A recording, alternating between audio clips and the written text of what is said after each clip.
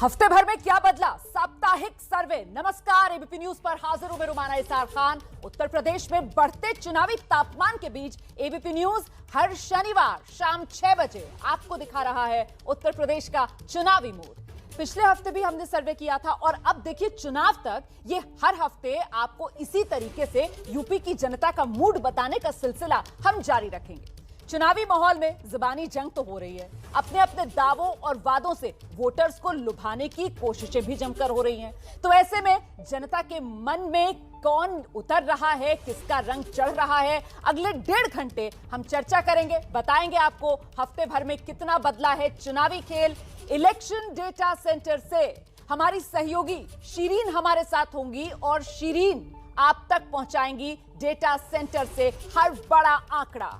साथ ही ये जो आंकड़े शीरीन हमें बताएंगी इसके मायने समझने के लिए खास मेहमानों का पैनल जो हमारे साथ मौजूद है। स्टूडियो में मेरे साथ मौजूद है वरिष्ठ सहयोगी पंकज झा, साथ ही समाजवादी पार्टी की तरफ से प्रवक्ता आप देख सकते हैं हमारे साथ राजकुमार भाटी जी मौजूद हैं, राजनीतिक विश्लेषक शांतनु गुप्ता हमारे साथ इस चर्चा में शामिल रहेंगे और ग्राउंड जीरो से हमारी पूरी टीम हमारे साथ मौजूद है। अयोध्या से संजय त्रिपाठी, वाराणसी से रणवीर, मथुरा से रविकांत, झांसी से मनोज्ञा लोईवाल, मतलब उत्तर प्रदेश के हर हिस्से से ग्राउंड जीरो से एबीपी न्यूज संवाददाताओं की टीम जो हमारे साथ बनी रहेगी और जनता के मन की बात आप तक पहुंचाएगी। तो सबसे पहले जिसका आपको इंतजार है डेटा सेंटर, जहां पर शीरीन मौजूद है। शीरीन के पास आपको लेकर चलेंगे और वो सबसे पहला आंकड़ा जो शीरीन डेटा सेंटर से हम तक पहुंचाएंगी वो जानते हैं शीरीन से। बिल्कुल ठीक है रोमाना, देखिए इस हफ्ते भी हम हाजिर हैं आंकड़ों का खजाना लेकर। लेकिन सबसे पहले आप ये देखिए मैं खड़ी कहां पर हूं। मेरे एक तरफ आप जेवर एयरपोर्ट देख रहे हैं यानी विकास, और एक तरफ आप देख रहे हैं आस्था से जुड़ा हुआ यानी कि राम मंदिर। और इन्हीं दो मुद्दों को लेकर सरकार की कोशिश है यूपी फतह एक बार फिर से हासिल करने की। हालांकि कामयाब कितनी होती है ये तो देखना होगा बीजेपी के लिए, क्योंकि चुनौती बड़ी है। विपक्ष पुरजोर तरीके से इन दोनों ही मुद्दों को लेकर सरकार को घेरने पर भी तुला हुआ है। लेकिन चूंकि आपने कहा कि आंकड़े बेहद जरूरी हो जाते हैं, तो आंकड़े इस बार के क्या कहते हैं। सबसे पहले हम आंकड़ों का ही जिक्र कर लेते हैं। और देखिए हमने 4 रीजन में पूरे उत्तर प्रदेश को बांटा है अलग अलग जगहों से। क्या कुछ जनता कह रही है, साप्ताहिक सर्वे मतलब ये हुआ कि बीते एक हफ्ते में जनता क्या कहना चाहती है। कई सवालों का भी हम जिक्र कर रहे हैं, लेकिन सबसे पहले हम बुंदेलखंड का जिक्र कर लेते हैं। देखिए यूपी का सबसे छोटा रीजन है ये, 19 सीटों के साथ बुंदेलखंड की जनता ने पिछले हफ्ते क्या कुछ कहा है आप देख लीजिए। 41% जो है वो कह रहे हैं कि बीजेपी प्लस, यहां पर बीजेपी प्लस को 41% वोट शेयर जाता हुआ दिखाई दे रहा है। और बुंदेलखंड रीजन में समाजवादी पार्टी दूसरे नंबर पर होकर 33% वोट शेयर के साथ दिखाई दे रही है। और बीएसपी की बात अगर कर लें तो 12% वोट शेयर के साथ तीसरे स्थान पर, कांग्रेस 9% के साथ चौथे स्थान पर और 5% अन्य के खाते में भी दिखाई दे रहा है। तो ये कुल 19 सीटें हैं रोमाना, और इस 19 सीटों का फिलहाल पिछले एक हफ्ते का सर्वे ये कहता है। अब आप बताइए कि फर्क क्या है पिछले हफ्ते और इस हफ्ते के इन आंकड़ों में। बिल्कुल, तो ये बुंदेलखंड का आंकड़ा जो आपके सामने है, बुंदेलखंड रीजन जिसके बारे में जिक्र शीरीन कर रही थी, आपको ये समझना होगा कि दरअसल ये जो पूरा इलाका है आजादी के बाद से 1990 तक ये कांग्रेस का गढ़ रहा। उसके बाद यहां पर लड़ाई एसपी बीएसपी में चलती रही और अब पिछले चुनाव से हम देख रहे हैं किस तरीके से लगातार बीजेपी को इस इलाके से आशीर्वाद मिल रहा है और प्रधानमंत्री नरेंद्र मोदी का तो खास कनेक्शन इस बुंदेलखंड रीजन से बन गया है। और इस बीच एक हफ्ते में कितनी बदली बुंदेलखंड की तस्वीर, यह आंकड़ा आपके सामने, आज का आंकड़ा आपके सामने है। बीजेपी गठबंधन 41% और 27 नवंबर मतलब पिछले हफ्ते का आंकड़ा भी यही कहता है, बीजेपी गठबंधन 41% पर ही था। तो मतलब बीजेपी तो 41% पर ही है, लेकिन समाजवादी पार्टी गठबंधन जो है उसमें 1% की बढ़ोतरी देखने के लिए मिल रही है। 27 नवंबर 32% और आज 33% पर समाजवादी पार्टी गठबंधन का ये वोट शेयर नजर आ रहा है। मतलब बीएसपी का नुकसान हो रहा है, 12% पर बीएसपी आ गई है। पिछले हफ्ते बीएसपी 13% पर थी और ये जो 1% का बीएसपी का नुकसान है वो एडवांटेज समाजवादी पार्टी को उसका सीधा फायदा मिलता हुआ नजर आ रहा है। ऐसे में सीधे एक रिएक्शन लेंगे, हमारे साथ तमाम खास मेहमान बने हुए हैं। मुझे लगता है पंकज जी को आना चाहिए। बुंदेलों को रिझाने में फिलहाल समाजवादी पार्टी कुछ बढ़त बनाती हुई नजर आ रही है। अखिलेश यादव बहुत जोर भी लगा रहे हैं इस इलाके में। जी हाँ, आंकड़े से तो लग रहा है 1% का जो मामूली उनको बढ़ोतरी मिली है ना, चूंकि पिछले 3-4 दिनों से बज बना हुआ था कि अखिलेश यादव बुंदेलखंड के कई जिलों में जा रहे हैं और उन्होंने मुद्दे उठाए। लेकिन रोमाना एक बात हमको ध्यान देना पड़ेगा कि 2012 में जब अखिलेश यादव की सरकार बनी थी तब भी ऐसा नहीं था कि समाजवादी पार्टी ने वो एरिया स्वीप कर लिया था, लेकिन जब बीजेपी की सरकार बनी 2017 में तो पूरा बुंदेलखंड बीजेपी ने स्वीप कर लिया। तो इस सर्वे के आधार पर यह जरूर लग रहा है कि अखिलेश यादव ने 1% का गेन कर लिया है, लेकिन अभी तो बहुत कुछ बाकी है। ये सर्वे जो कह रहा है वो अखिलेश यादव के दौरे की वजह से बच बना हुआ है। बिल्कुल, देखिए बुंदेलों की यह धरती और इस बुंदेलों की धरती पर फिलहाल जो सियासी हलचल है वो बहुत ज्यादा है। हमने देखा किस तरीके से योगी आदित्यनाथ, प्रधानमंत्री नरेंद्र मोदी सभी के इस इलाके के अंदर दौरे हुए। उसके बाद हमने देखा किस तरीके से प्रियंका गांधी जो हैं वो भी महोबा पहुंचती हैं, उनकी तरफ से भी रैली की जाती है। और अब अखिलेश यादव जिन्होंने पूरा जोर इस इलाके में लगा रखा है, सीधे आपको लेकर चलते हैं बुंदेलखंड के झांसी। मनोज्ञा लोईवाल हमारे साथ मौजूद है। मनोज्ञा, जरा झांसी की जनता से पूछिए किसको झांसी की जनता झांसा देने वाली है और किसको सत्ता तक पहुंचाने वाली है। बिल्कुल रोमाना, और क्या झांसी ही झांकी है उत्तर प्रदेश की, ये भी जनता से पूछेंगे। बुंदेलहर बोलो के मुंह हमने सुनी कहानी थी, खूब लड़ी मर्दानी वो तो झांसी वाली रानी थी।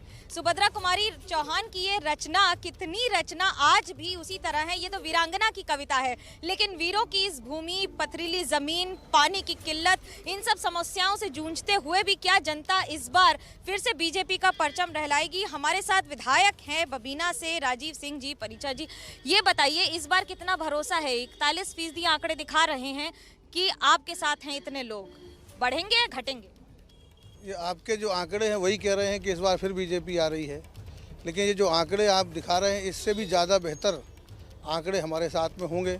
मुझे पूरी उम्मीद है कि इस बार हम लोग बुंदेलखंड में कम से कम 47 से 48% वोट शेयर के साथ में 19 की 19 सीटें दोबारा से जीतने वाले हैं। समाजवादी पार्टी ने बढ़त हासिल कर ली है 1% की। अखिलेश यादव बार बार रैलियां कर रहे हैं और भीड़ बहुत आ रही है उनकी रैली। ये जो आप सर्वे दिखा रही हैं 2017 का भी अगर देखेंगे तो अखिलेश यादव के साथ बुंदेलखंड में जो वोट शेयर था वो लगभग 31-32% के आसपास ही था। तो इन्होंने कोई यहाँ पे टैली में बढ़ोतरी नहीं करी, आप चेक कर लीजिए एक बार। और हम लोगों का जो वोट शेयर था उसमें हमने 1-1.5% का अभी भी बढ़ोतरी करी है। और जैसे जैसे चुनाव शुरू हो गया, अखिलेश का तो चुनाव खत्म हो गया, हम लोगों ने चुनाव ओपन ही नहीं किया है, अखिलेश के तो सारे शो हो गए, अब तो कुछ बचा नहीं है। कल मुझे बहुत निराशा हुई जब अखिलेश जी झांसी आए और उनके पास एक भी कोई आरोप प्रत्यारोप नहीं था कि विपक्ष के ऊपर कुछ बोल पाए। 19 सीटें हैं, स्वीप कर पाएंगे इस बार? नहीं, वो तो हमको रिटेन करनी है, वो तो लगातार बीजेपी को मैंडेट जनता दे रही है। 2014 में भी हम 4 जीते थे, 2017 में भी हम 19 जीते, 2019 में भी हमने अभी 4 सीटों को रिटेन किया और 2022 में भी हम रिटेन करेंगे। यानी 19 की 19 सीटें दोबारा से बीजेपी के साथ। आपके सर्वे बता रहे हैं, जनता का चेहरा और उसका उत्साह बता रहा है। समाजवादी पार्टी के नेताओं के अंदर की हताशा दिखा रही है। अखिलेश यादव जी कल आए, उनके मुंह से एक भी ऐसा हमको मुद्दा नहीं सुनाई दिया जो एक एक्स सीएम के मुंह से होना चाहिए था। उनके अंदर निराशा, हताशा और ये महंगाई का मुद्दा आगे बढ़ेगा या फिर एक्सप्रेसवे आगे निकलेगा? आकाश यादव है समाजवादी पार्टी से। रथ यात्रा, इतनी सारी यात्राओं का कुछ असर होगा जनता पर? बिल्कुल होगा।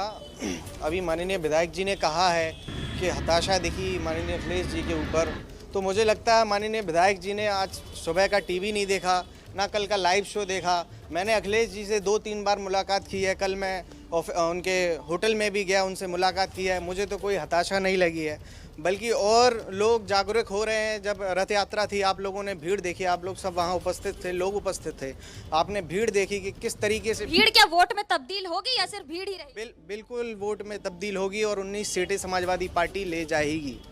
कांग्रेस कहाँ है? 10% वोट भी नहीं आ रहे हैं। गौरव, कैसे देखते हैं इसको? युवा नेता हैं, मुद्दे बहुत उठा रहे हैं, वोट नहीं आ रहे हैं। देखिए, अभी बुंदेलखंड में बात हो रही तो सबसे पहले बुंदेलखंडी में बोलते हैं कि जिदो भी बात करते हैं जिन्ना की, और हम बात करते हैं बिन्ना की, कि बिन्ना के लाने मुआवजा मिले, बिन्ना के लाने छात्रवृत्ति मिले, बिन्ना के लाने स्कूटी मिले, बिन्ना के लाने स्कूल मिले।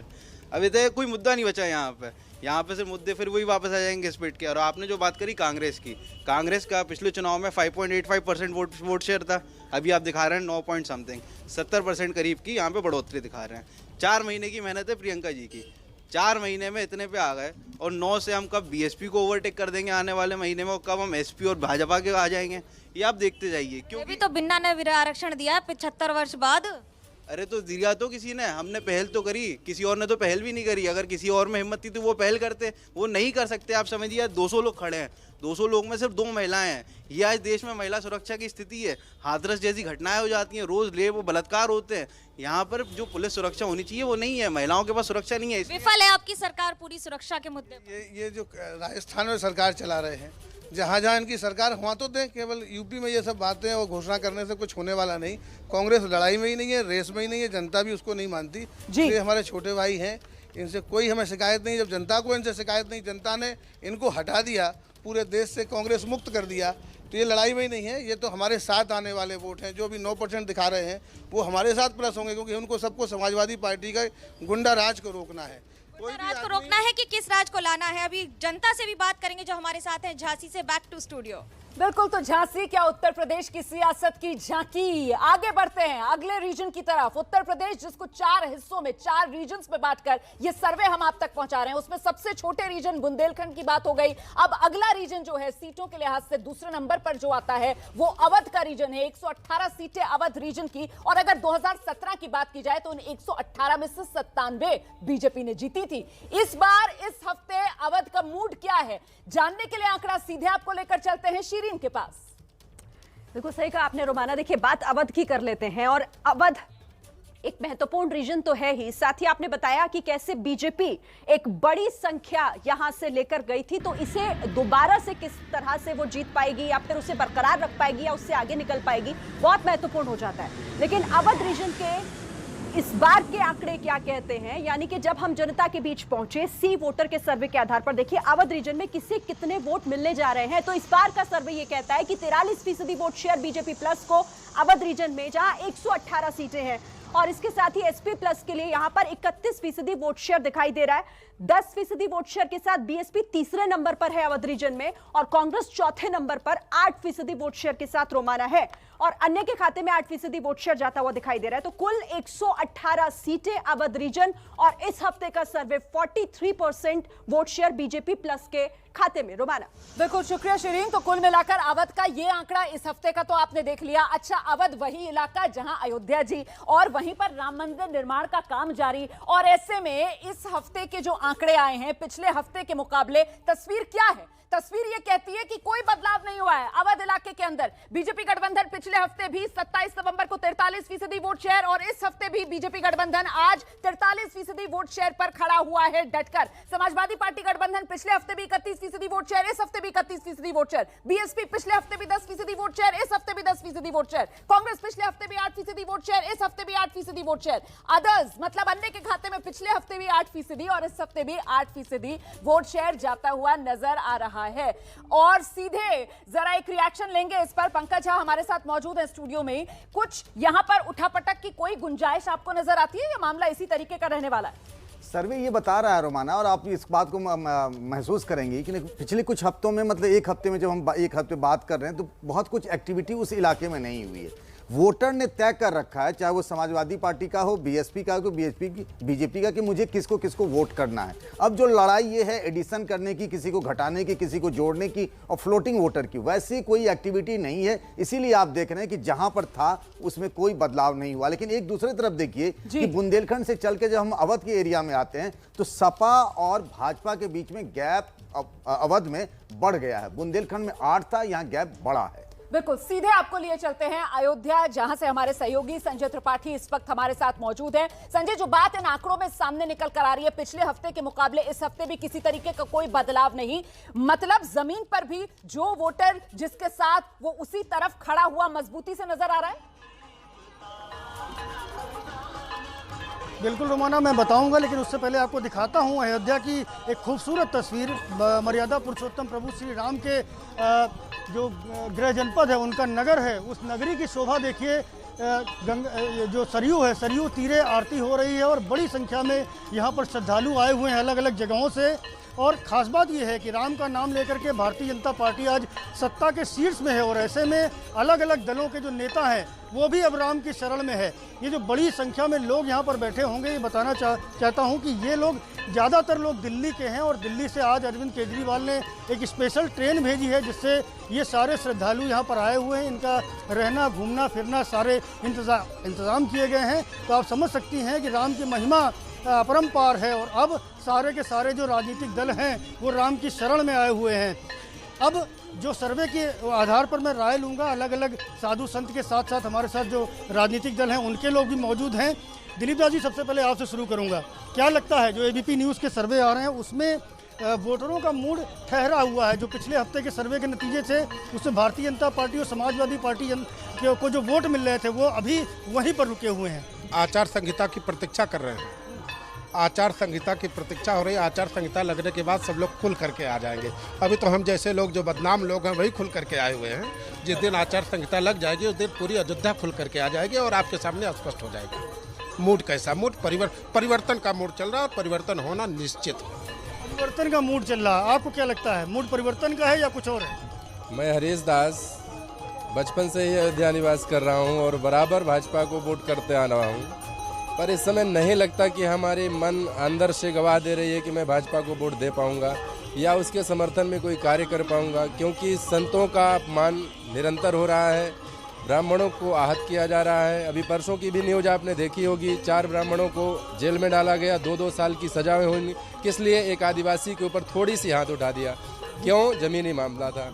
और ऐसे कई ऐसी घटनाएं घटी हैं योगी जी की सरकार में जिसको कहना उचित नहीं होगा, लेकिन कहना पड़ेगा क्योंकि जीना है समाज में, रहना है समाज में।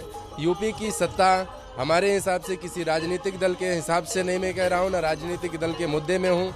मैं एक बात कहना चाहता हूँ कि संस्कृति और जो संत का समाज है वो अयोध्या में बराबर संतों का अपमान हो रहा है। आप भी साधु संत हैं, क्या लग रहा है सरकार के हालात किस तरह के हैं? अयोध्या का मूड क्या है? अवध का मूड क्या है? अवध का मूड जो अभी आपके सर्वे में बताया गया 43+ है और 31+ है समाजवादी पार्टी का, लेकिन आप देखिएगा जहां आचार संहिता लगा अभी अवध के मूड में साइलेंट वोटर है, लेकिन प्रचंड बहुमत से 2022 में अखिलेश यादव जी की सरकार बन रही है। अवध का ये मूड है। पूरे अवध में पिछले सरकार में सब सीटें फैजाबाद जिले की समाजवादी पार्टी के खाते में थी, इसलिए और भी इस बार एक्सप्रेस वे पे देख लीजिए, जब अखिलेश यादव जी निकले हैं तो पूरे एक्सप्रेस वे पे 2 बजे रात को, 12 बजे रात को, दिन में 4 बजे भोर तक जनता जो है उनके प्रतीक्षा में थी। बुलंदशहर में इधर अभी रैलियों में देखिए जितना हुजूम, जिस तरीके से भीड़ आ रही है। अभी अगर अखिलेश यादव जी का रथ यहाँ पे आ जाए तो उसके बाद अवध का मूड देखिए, प्रचंड बहुमत से समाजवादी पार्टी अवध में जीत रही है। मंत्री जी क्या कहेंगे, क्या मूड है जनता का अयोध्या का? अयोध्या में तो भाजपा आएगी ही, क्योंकि भाजपा ने अयोध्या का तमाम काम किया है। भाई साहब हमारे बोल रहे थे, भी अच्छा बोल रहे थे कि जो अयोध्या के संतों का खून चूसा है उसे फिर यहाँ बुलाया जाए, ऐसा आपका तर्क है। आज तक अयोध्या का इतना विकास कभी हुआ है जितना हो रहा है? भाजपा आएगी, संत हैं और केंद्र में भी संत हैं, प्रदेश में संत हैं और मुख्यमंत्री सब काम कर रहे हैं। जितना आज 5 काम है। पहला काम सुन लीजिए, धारा 370 अगर भाजपा ने होती तो नहीं हटता। अयोध्या में राम मंदिर 500 साल से आप लोगों ने 500 साल तक हम लोगों का खून चूसा है। जो है उत्तर प्रदेश में राम जन्मभूमि केवल भाजपा की देन है। उत्तर 3 तलाक केवल भाजपा की देन है। अभी अमरनाथ यात्री जो यात्रा करने जा रहे हैं उनको 1 लाख रुपया प्रति व्यक्ति को भाजपा दे रही है। और जब तक जोगी रहेंगे, मोदी रहेंगे, तभी तक अयोध्या का विकास। संत कह रहे हैं कि भाजपा को लोग वोट देंगे क्योंकि लोगों के लिए काम किया है, अयोध्या का विकास किया है, राम मंदिर बन रहा है। आप तो जनसत्ता दल के नेता हैं, आपको क्या लगता है? नहीं, योगी जी ने, सीएम साहब ने यहाँ अयोध्या में जो भी काम किया है, हिंदुत्व को लेकर के बहुत बड़ा काम किया है, इससे कोई 2 राय नहीं है। वो सभी को, छोटे बच्चे से लेकर के सभी को दिखाई दे रही है। लेकिन जहाँ तक एक बात है, हर आदमी को खुश नहीं किया जा सकता। सब अपने अपने लेकर के मुद्दे बताते रहेंगे। लेकिन मैं जहाँ तक जनसत्ता की बात बता रहा हूँ, जनसत्ता हमारा खुश किया जा रहा है भाई। ये ऐसा जनसत्ता ये बीजेपी जो है, आप बीजेपी सरकार यहाँ कोई काम नहीं किया है। कोई 5 काम कल पत्री जी गिना दे। अभी चिल्ला रहे थे अयोध्या में योगी जी विकास किए हैं, कोई 5 काम इन्होंने गिना दे अयोध्या में योगी जी का 5 काम हो। 5 काम नहीं गिना पा रहा कोई 5 काम गिना दे। मैं 5 काम मैं सफाइयों को 5 नहीं, मैं 25 काम गिनाता हूँ। ये विषय रुको, देखिए, सबसे पहला काम हिंदुत्व पे आज जो आप बैठ करके देख रहे हैं सर, यहीं पे बगल में 5 काम की बात कर रहे हैं हमारे नागा जी। रामपेड़ी दुनिया दुनिया अभी आपने आरती को देखा है, दूसरी बात रामपेड़ी को देखा, रामपेड़ी का भी कहा देंगे। आज रामपेड़ी में समाजवादी पार्टी कहाँ है? समाजवादी पार्टी कहाँ है? समाजवादी पार्टी अयोध्या जीत रही है। पूरे उत्तर प्रदेश में सपा की सरकार आ रही है। जिस तरह से जनसैलाब उभर रहा है, अखिलेश यादव को मुख्यमंत्री बनाना चाहती है जनता। बहुत हुई महंगाई की मार, अब भगाओ भाजपा सरकार। आएगी साइकिल, जितनी सड़कें हमने बनवाई वही आज तक है। साइकिल पंचर हो चुकी है, साइकिल का नामो निशान मिट चुका है और साइकिल अब आने वाली नहीं है। रामपेड़ी का भी काम जी कुछ कह रहे हैं? जहाँ खड़े हैं अब व्यवस्था नहीं, अब व्यवस्था बिल्कुल, तो ये अवध का सियासी मूड है जो संजय त्रिपाठी जान रहे हैं अयोध्या की जनता के बीच। और पूर्वांचल 130 सीटों वाला पूर्वांचल, उत्तर प्रदेश का दूसरा सबसे बड़ा रीजन पूर्वांचल, वहां पर क्या है लड़ाई का मिजाज? क्या कांटा रुका हुआ है या फिर एसपी या बीजेपी किसकी तरफ झुकता हुआ नजर आ रहा है?